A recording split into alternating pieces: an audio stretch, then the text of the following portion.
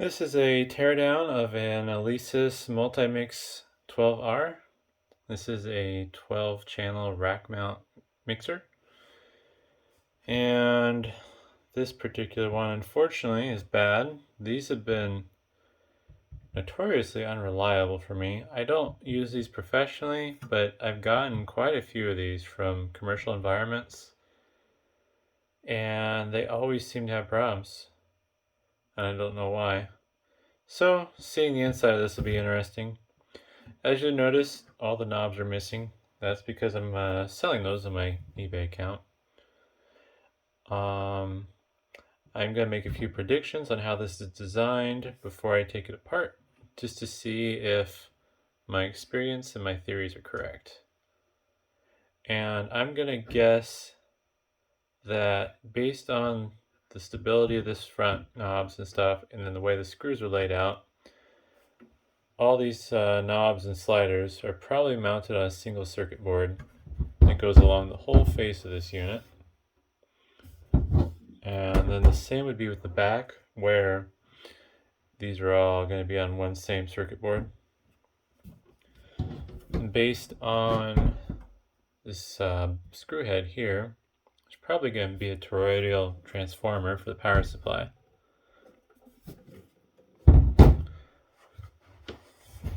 But let's start taking this apart. And there's a top and bottom plate. I think I'm going to hit those first, just because that'll give us the fastest view on the inside, and then we'll tear it down even further from there.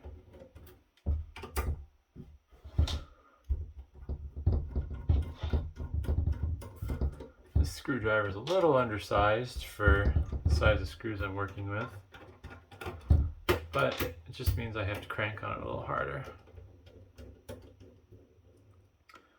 I don't know much about the brand Alesis.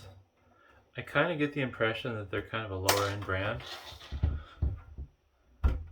because a lot of the stuff that I've seen from them that I get, I mean, granted I'm a recycling company, but a lot of it just doesn't work. Although I have some really fantastic rack mount amplifiers from them. Oh cool, look at that, my theory was correct. So, yep, front PCB along the front, I guess I should say, with all your knobs and sliders. And then you get the back PCB with all the outputs, toroidal transformer for power supply, and this just a power distribution board. It doesn't look like that board's doing much for voltage regulation or anything, just filtering. So this might be, based on all the wires coming out, this might be a multi-tap transformer. I think I'm going to hit the bottom next. Actually, no, I'm going to do the faceplate. If I take the bottom plate off, this is going to lose any of its structural rigidity. And I'm going to have to switch screwdrivers because it requires smaller screws for the, or a smaller bit that is, for the screws that I think are holding the PCB to the faceplate. I would assume right now with the way this is, I should be able to just lift it off. Yeah. So we'll just take that off.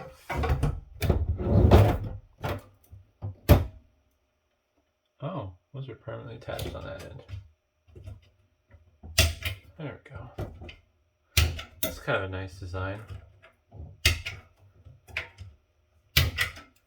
Alright. Oh, power supply too.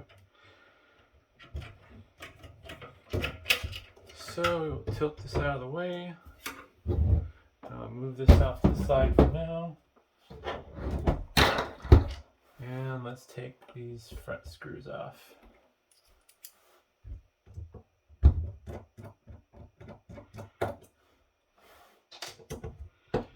They basically have a brass standoff on both sides of the board, so they're mounting the brass standoff on the back into the board with the screw, and then the faceplate screws into the other side of that standoff. Oops.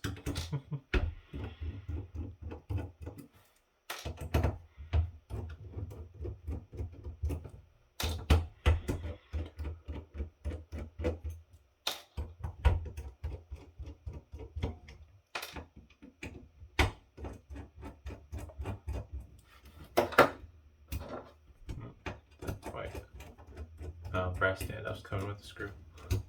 Or it might be a really long screw. Can't tell. Nope, brass standoff is spinning. Got this little nut to remove still. Luckily I came prepared. There we go. Not the right tool, but it does the job. Alright. There's the faceplate. Looks like they have some of the paint exposed, or it's not covered with paint there, maybe for grounding purposes. Otherwise, it's a really nice, thick, rugged faceplate. Although it is kind of part of the structural frame since this is the rack ears. But we'll shove that off to the side and take a look at this PCB. So there's not much on these. I don't understand why this one was failing.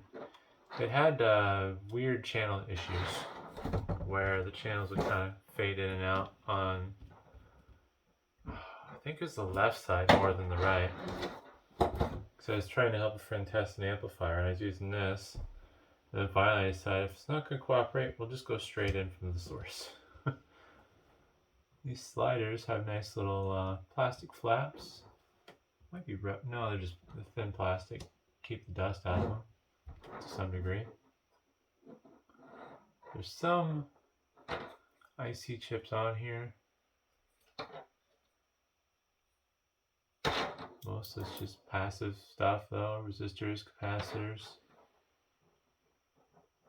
It's all through hole. I don't see any surface mount stuff. So if you really wanted to, you could fix this. It's just not worth the time because I think used these are worth like $100. I don't know if I'll be able to get a good angle on it, but let's see if, oh yeah, actually I think I can get that.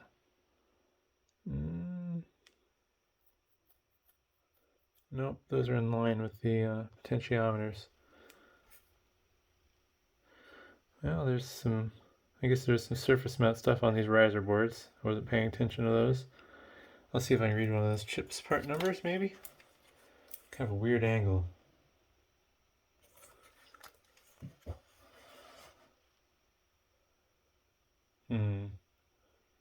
The IC chips are 8 pans. They have numbers 4560, then 744G, and then JRC, which I'm guessing might be a brand name maybe.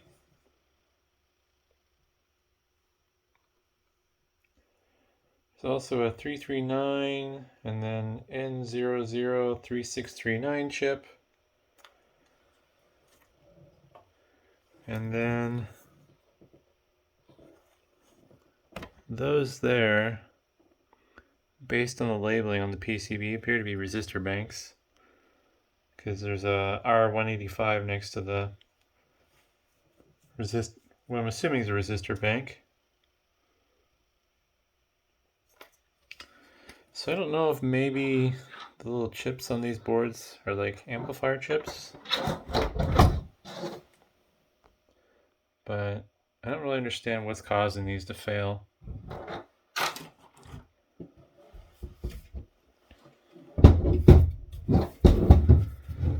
So for this, I think I'm going to pause. I'm going to go grab my drill and a hex bit and take those off camera because that's going to take a while. Alright, all those pesky nuts are gone. Now let's see about getting this board free. I guess I could have been nice and taken the rest of these screws out off camera, but I guess you gotta watch me.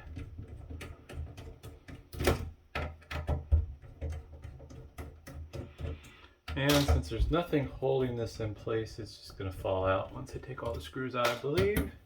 But we'll find out.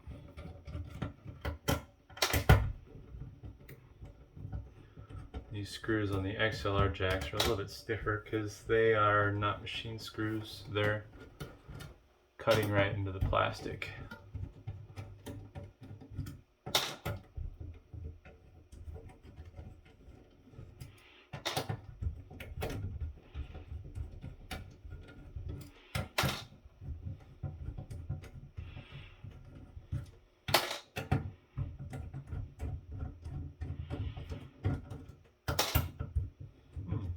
More screws than I thought there were.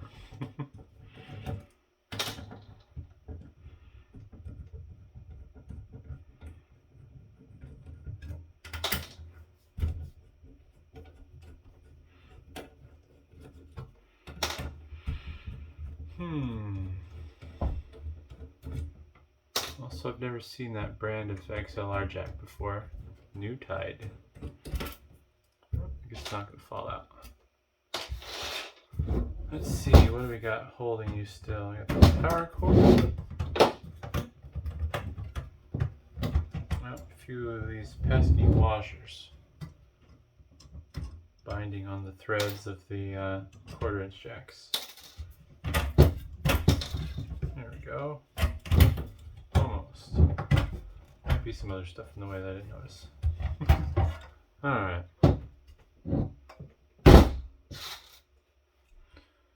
And this mostly is just a bunch of jacks. I might actually save. I don't know. I might actually save this. There's actually some good, like this isn't worth anything in scrap. It's just gonna go in as a low grade board. It's probably like 30 cents a pound. I mean, there's probably a pound here, so this is, worth 30 cents, but these 1/4" jacks are kind of nice, and it wouldn't be too hard to desolder them from the board. Same with the XLRs, if you wanted XLR jack, although I'm not even certain if these are, it looks like they're just, oh, nope, I just broke it. I was gonna say it looks like they're just stuck on there on pins, but that's not quite right. There we go. Yeah, it might be worth saving for parts, but it's just a bunch of jacks and passive components. Some more resistor banks. Oops. Doesn't want to focus on that one. There we go. There's a little bit of surface mount stuff on these boards. Oh, and there's one of those IC chips. Actually, that should be, I believe that's a similar model number as what was on the front adjustment board.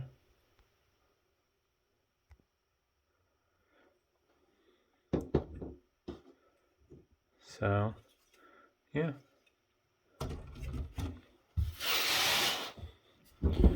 And last but not least, let's see if we can get the voltage filter board out.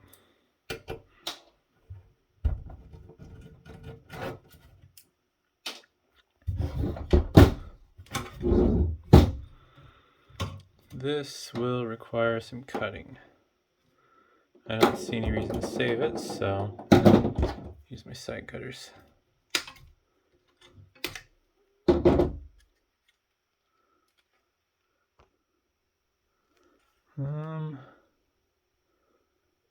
See if I can get the light, maybe.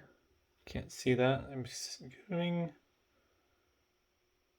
think these are going to be voltage regulators.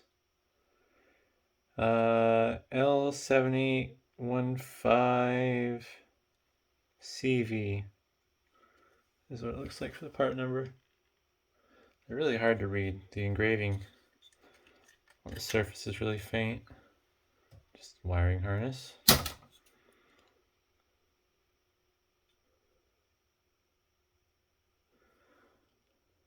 There's a close-up of the power supply. Or well, it calls it the power supply, but it's really just power filtering. Full bridge rectifier there. And those should be voltage regulators. I guess, yeah, I can call it power supply. Yeah, a little bodge diode on the back for some reason. Let's see. That's interesting. So it goes from one of the power regulators to something on the other side, which ends up being a pin of this diode. So maybe they're trying to correct for some more AC voltage or something.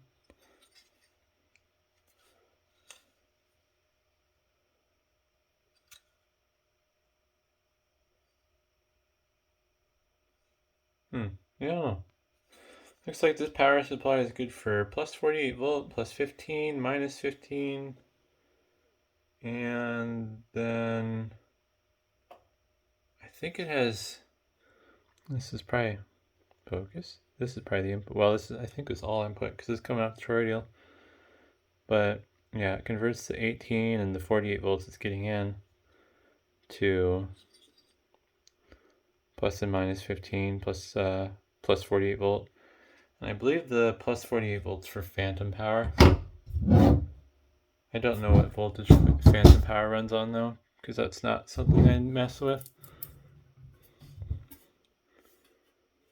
And the toroidal, let's see if we can spin that around, show the label. Probably should have grabbed my sockets. That's not going to work. Sometimes you can grab them and you can rotate them, but there's something stopping that. So, yeah. If I were to take the rest of the case screws off, it'd just be this bottom metal sheet and then the bent side pieces. And then the back plate that also has some bends to it. But yeah, hopefully that's interesting. Thanks for watching.